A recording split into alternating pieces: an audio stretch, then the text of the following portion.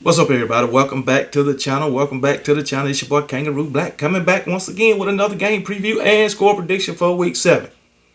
It's the Tennessee Volunteers versus the Texas A&M Aggies, which I think is going to be a great game.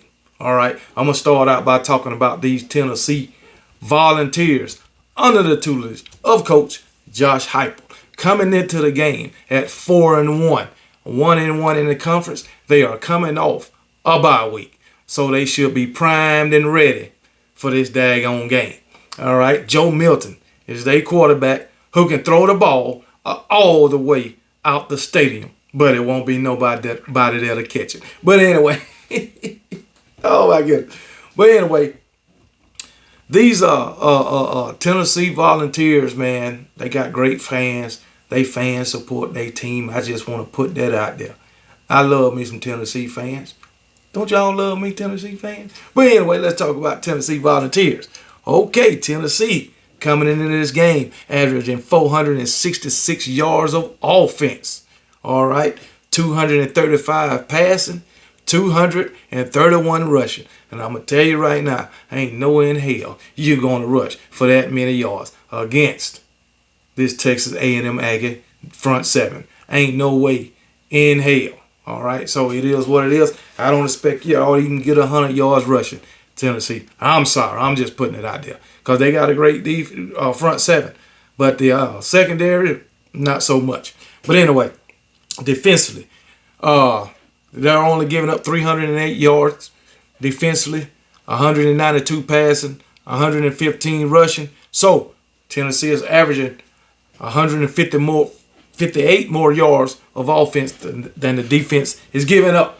A recipe to win football games. Anyway, old Joe Milton threw for 1,164 yards, 9 touchdowns to 3 interceptions. All right, that's all right. 9 and 3. That's all right. But you know, you could get better. You always got room to improve. As far as the running game, Jalen Wright is their man. 435 yards rushing with 1 touchdown. And then you got Jabbar Small, who's also pretty good. 317 yards rushing and 2 touchdowns. Dylan Sampson, 248 yards, 7 touchdowns. And then you got Joe Milton, who got 139 rushing yards with 4 touchdowns. Those are your main 4 rushers, you know. I know Jalen Wright, he's option number 1, but he only got 1 touchdown while you got Dylan Sampson with 7 touchdowns. So, hey, but 1 of those is through the air, so really 6 on the ground. All right, as far as receiving, you got Squirrel Wright, who is your leading receiver with 276 yards, but he has failed to reach the end zone. All right, then you got Ramel Keaton, 230 yards, 3 touchdowns, and Brew McCoy. Well, ain't no use in mentioning him. He won't be there. He's out for the season. Hope he recover pretty soon. I know he's, just wish him a speedy recovery and wish that let's hope that he get healthy with no issues. All right, but Brew McCoy, he will not be playing anymore this season. So who they choose to replace him, I don't know, but that's a big loss for Tennessee. That is a very big loss for Tennessee because we know Tennessee, Josh Heupel, they like to throw this ball. They like to sling the ball around, sling it down the field. All right, but Brew McCoy, he's gone, so that's a big missing link to this offense of Tennessee. All right, and you still got Dante Thornton and McAllen Castle. So they got some guys. Hopefully they can step in and pick up where Brew McCoy left off. Because if not, it might be an issue. But anyway, as far as defense, Tennessee, 4 interceptions, 2 fumble recoveries on the season, 6 turnovers they done got on the season, 22 sacks, and 45 tackles for loss. So they getting after the quarterback. They getting in the backfield. Can they do it against this Texas A&M offensive front? That remains to be seen. All right, but if they're going to have a chance to win this game, they're going to have to, because I don't think Tennessee's secondary is really all that. And I know Texas A&M secondary is not all that, but they front seven is hell. I'm gonna tell you that now. But anyway, I'm gonna go ahead and move on to these Texas A&M Aggies. Okay, but I'm looking at Aaron Beasley for Tennessee. He's got 8.5 tackles for loss and 2 sacks. So, and then you got Tyler Barron. He got 4 sacks on the season. So you're gonna have to watch out for them guys. James Pierce Jr. 5 sacks on the season. So these guys is getting after Joshua Joseph. Three sacks on the season. So they got some pieces on that defense to get to the quarterback and to stop these daggone running backs in the backfield. But Texas A&M Aggies coming in, with backup quarterback Max Johnson, Jimbo Fisher, 4-2, 2-1 in the conference. So see if they can rebound from the loss they took this past week. All right, Texas A&M averaging 420 yards of offense. All right, 275 yards passing, 144 rushing. Okay, defensively, they only giving up 268 yards, 184 yards passing, and 84 yards rushing. That's all their defense is giving up, and they're averaging 150 yards more than what the offense is averaging 150 yards more than what their defense is giving up. Another recipe for winning.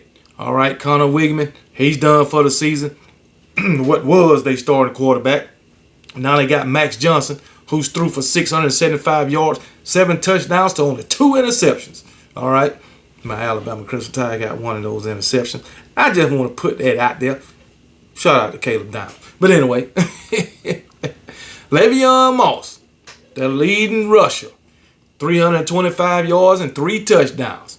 Amari Daniels, 287 yards, 2 touchdowns.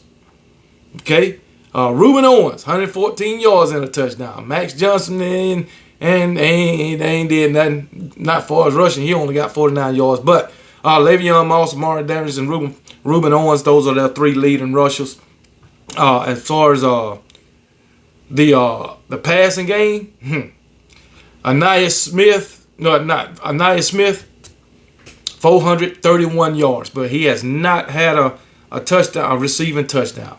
Then you got Evan Stewart, 403 yards, 4 touchdowns. Evan Stewart is a beast. I know my Alabama Crimson Tide held him in check, but that guy is a beast, and he can come up big. All right, you got Jake Johnson, 156 yards, 2 touchdowns. Noah Thomas, 118 yards and 4 touchdowns. Moose Muhammad, 119 yards and a touchdown. Moose Muhammad, he can be that go-to guy too. But as long as they got Evan Stewart, he's going to be the man. So those are the guys for that Texas A&M offense. But this damn defense is off the chain.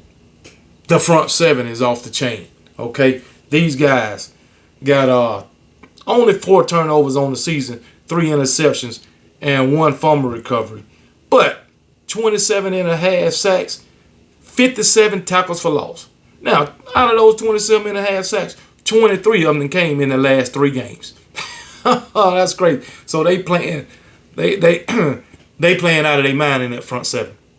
23 sacks in that 3 games. That is crazy. And I think they're gonna be harassing. They're gonna be harassing Joe Milton all night long. And trust me, they're gonna get to him at least 3 or 4 times. Yeah, and I'm keeping that to a minimum. It could be more than that. And I'm sure they're gonna have several tackles for loss. Yet, hey, Tennessee, telling you ain't gonna be able to do nothing but throw the ball. You're gonna have to take a page from what we did last week. You ain't gonna be able to do nothing but throw the ball. I'm gonna tell you that now. So Texas A&M secondary is vulnerable. Y'all saw that too. So you better come out slinging the ball, because Tennessee, that's what y'all do anyway under Coach Heupel.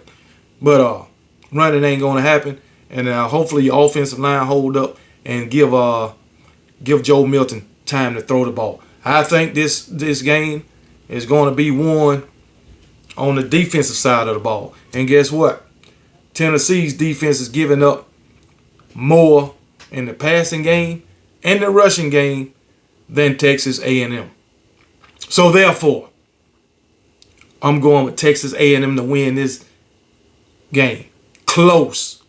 I think it's going to be a close score, and I'm going with Texas A&M to beat the Tennessee Vols. And my score prediction is Texas A&M 31, Tennessee 27. That's my final score, and I'm sticking with it. Roll damn Tide.